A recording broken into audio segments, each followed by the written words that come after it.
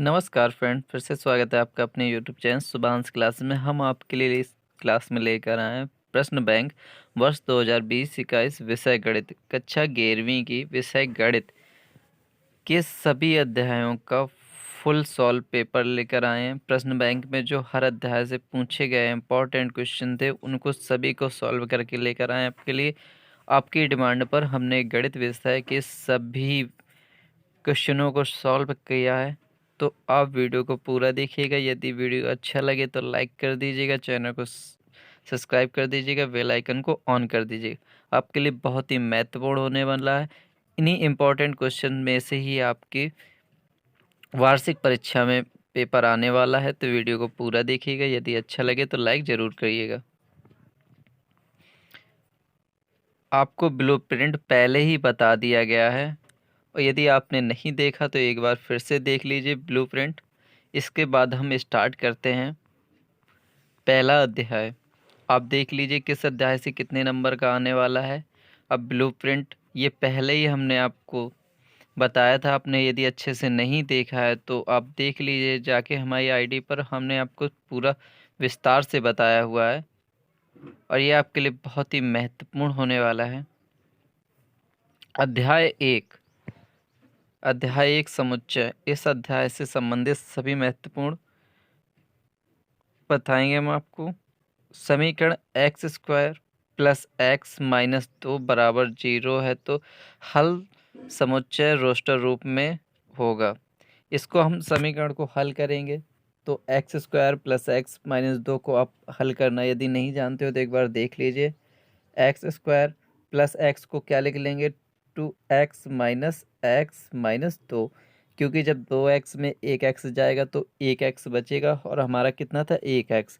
तो इसे हल करने के लिए हम क्या लिख लेंगे, 2x-x-2। तो क्या कॉमन हो जाएगा, x कॉमन हो जाएगा तो बचेगा x+2, और यहाँ -1 कॉमन हो जाएगा तो क्या बचेगा, x+2। दो खंड बने हमारे x-1 और x+2। क्या क्या बने हमारे दो खंड, x-1 और x+2। तो x के मान क्या आ जाएंगे, x बराबर आ जाएगा 1 और -2। तो 1 और -2 किस में है, तो 1 और -2 किस में है, सी नंबर में। तो इसका राइट आंसर क्या हो जाएगा, राइट आंसर हो जाएगा सी। यदि आपको किसी भी क्वेश्चन में किसी भी सब्जेक्ट में कोई भी प्रॉब्लम हो रही हो तो आप हमें कमेंट जरूर करिएगा, हम आपको उसकी सभी समस्याएं जरूर हल करेंगे। क्वेश्चन नंबर दूसरा, n अवयव वाले समुच्चय के उप समुच्चयों की संख्या कितनी होगी। तो इस उप समुच्चयों की संख्या होती है, हमेशा याद रखिएगा, 2 की पावर n होती है। कितनी होती है, 2 की पावर n। यह एक फॉर्मूले के रूप में याद रखिएगा। n अवयवों वाले उप समुच्चयों की संख्या कितनी होती है, 2 की पावर n। तीसरा देख लीजिए, यदि a बराबर 4 एक समुच्चय तब NPA बराबर कितना होगा। तो NPA समुच्चयों की संख्या कितनी होगी, एक ही होगी। कितनी होगी, एक होगी।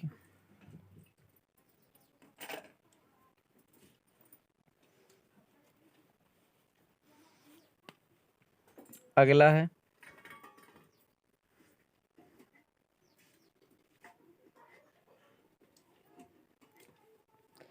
x बराबर 1 3 5 और y बराबर दिया गया 1 2 3। तो x यूनियन y, यूनियन का मतलब होता है दोनों को जोड़ के। देखिए 1 2 3 और 1 2 3, 1 2 1 3 5 और 1 2 3 किस में, ये सारे अवयव किस में है, ये सारे अवयव किस में है, सी नंबर में। तो इसका राइट आंसर क्या हो जाएगा, 1 2 3 5। तो इसका राइट आंसर क्या हो जाएगा, 1 2 3 5। रिक्त स्थानों की पूर्ति करिए। अगला है रिक्त स्थानों की पूर्ति के लिए, पहला रिक्त स्थान है ए और बी असंयुक्त समुच्चय हो तो ए इंटरसेक्शन बी होता है। ए इंटरसेक्शन बी क्या होता है, जब असंयुक्त समुच्चय होता है तो ए इंटरसेक्शन बी क्या होता है, रिक्त होता है। क्या होता है, रिक्त। रिक्त को किससे निरूपित करते हैं, फाई से। या तो हम लिख देंगे रिक्त होता है। अगला है ए कॉमा बी एक समुच्चय है। इंटरसेक्शन का मतलब ये होता है दोनों में क्या कॉमन है। यूनियन का मतलब होता है दोनों से जुड़ो, दोनों में सब मिला के। और इंटरसेक्शन का मतलब होता है दोनों में क्या कॉमन है। ये हमेशा याद रखिएगा। A comma B intersection A C D, इनमें से दोनों में से क्या कॉमन है, ए कॉमन है, तो क्या हो जाएगा ए। यहाँ पे क्या भर देंगे ए। अगला है तीसरा नंबर है, किसी समुच्चय के सभी उप समुच्चयों का समुच्चय कहलाता है। किसी समुच्चय के सभी उप समुच्चयों का समुच्चय क्या कहलाता है, घात समुच्चय कहलाता है। क्या हो जाएगा इसका राइट आंसर, घात समुच्चय। यदि आपको कहीं ना समझ में आए तो इसके बाद हम आपको पीडीएफ भी दे देंगे, वहां से आप समझ लीजिएगा। किसी समुच्चय में अवयवों की संख्या सीमित हो, समुच्चय कहलाता है। चौथा पॉइंट है, किसी समुच्चय में अवयवों की संख्या सीमित हो तो कैसा समुच्चय कहलाता है, परिमित। कैसा कहलाता है, परिमित। परिमित समुच्चय कहलाता है। जिसमें अवयवों की संख्या सीमित हो परिमित समुच्चय कहलाता है, जिसमें असीमित हो तो अपरिमित कहलाता है।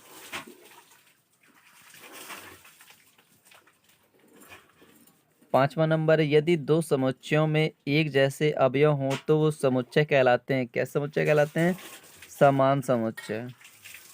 कैसे कहलाते हैं, समान समुच्चय। यदि ए समुच्चय का उदाहरण है, तो ए कैसे समुच्चय का उदाहरण है, परिमित समुच्चय का। कैसे समुच्चय का उदाहरण, परिमित। इसमें कितनी अवयवों की संख्या, एक है, यह निश्चित है। तो छठवें में क्या भरेंगे, परिमित समुच्चय का उदाहरण है। सातवां नंबर है, यदि ए बराबर 1 2 3 4 5 तब 6 होगा। 6 क्या है, 6 इसमें कोई अवयव है ही नहीं। ए के समुच्चय में 6 है नहीं, तो 6 क्या हो जाएगा, नॉट बिलोंग टू ए। क्या हो जाएगा, 6 नॉट बिलोंग टू ए। 6 एक अवयव नहीं है। यदि 6 की जगह 5 दिया होता तो 5 के क्या हो जाता, 5 अवयव है ए का। और 6 अवयव नहीं है तो क्या हो जाएगा, 6 नॉट बिलोंग टू ए। तो क्या भरेंगे, हमें ये चिन्ह भर देंगे यहाँ पे।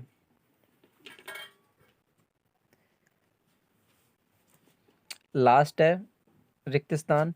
वह समुच्चय जिसमें एक भी अवयव नहीं होता कहलाता है। क्या कहलाता है, रिक्त समुच्चय कहलाता है। क्या कहलाता है, 5 से निरूपित करते हैं, रिक्त समुच्चय कहलाता है।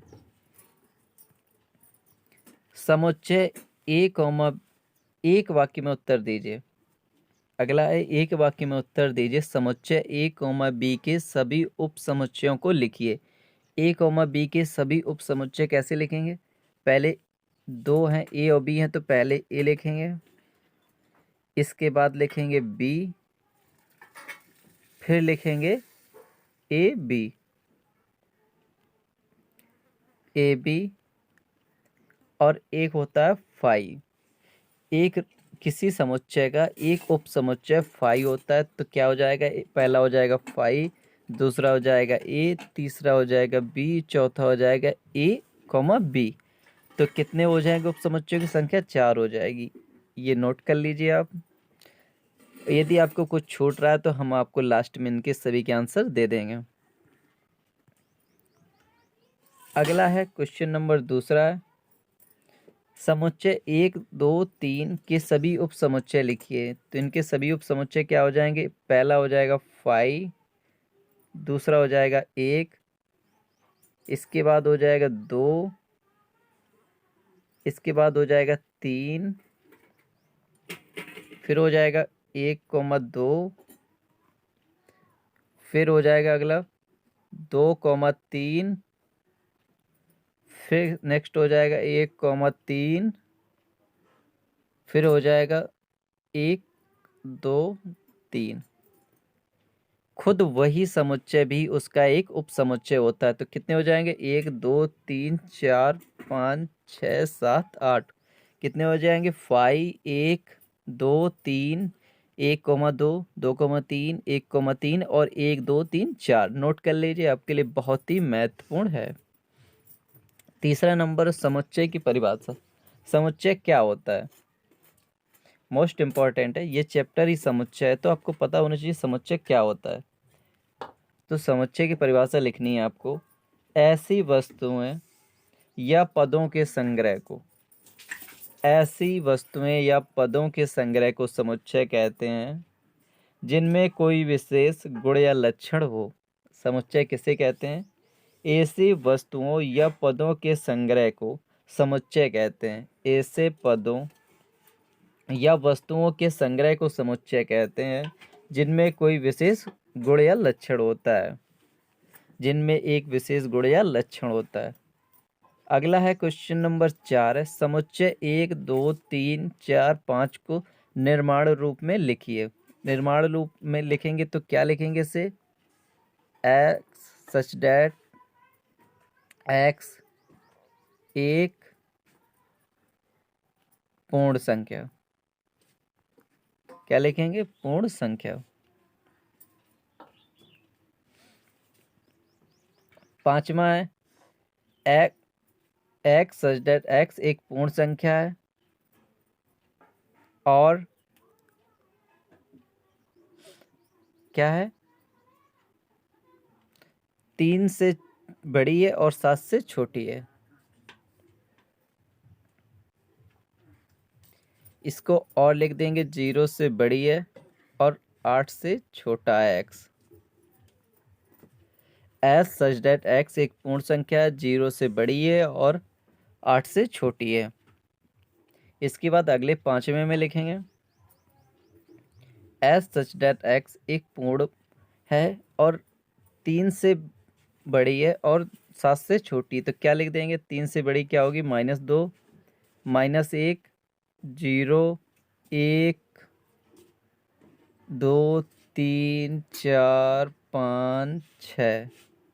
क्या हो जाएगा? -2 -1 0 1 2 3 4 5 6। यदि आपको कहीं ना समझ में आए तो आप जरूर कमेंट करके बताइएगा। छठवां है, समुच्चय 3 6 9 12 को समुच्चय निर्माण रूप में लिखिए। तो निर्माण रूप में क्या लिखेंगे? H such that x x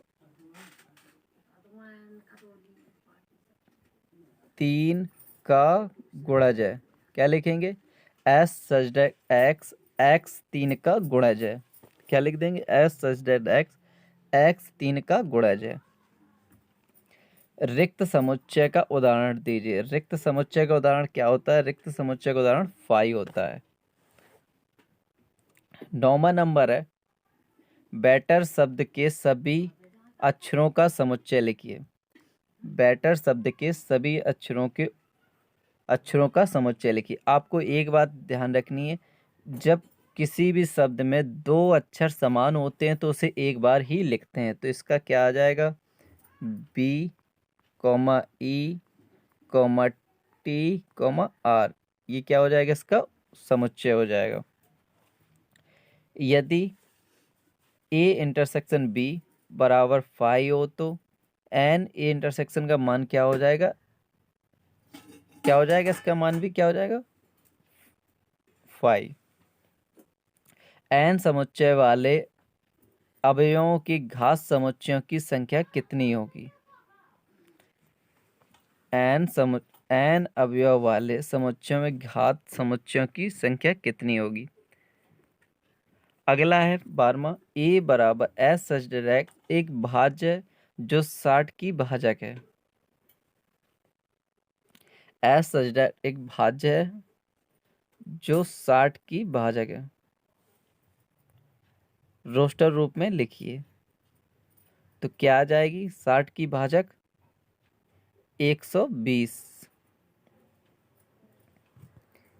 इसके बाद के आंसर यदि आपको चाहिए तो आप कमेंट करके बताइएगा। इसके बाद के सभी क्वेश्चनों के आंसर हम आपको उपलब्ध करवा देंगे। यदि आपको सभी चैप्टरों के पूरे आंसर चाहिए तो आप कमेंट करिए और बताइए किस चैप्टर में से आपको किस क्वेश्चन का कौन सा आंसर चाहिए। यदि आपको प्रत्येक चैप्टर में अलग अलग हर चैप्टर के आंसर चाहिए तो वो भी आप कमेंट करके बताइए, हम आपको सभी चैप्टरों के आंसर उपलब्ध करवाएंगे। धन्यवाद स्टूडेंट।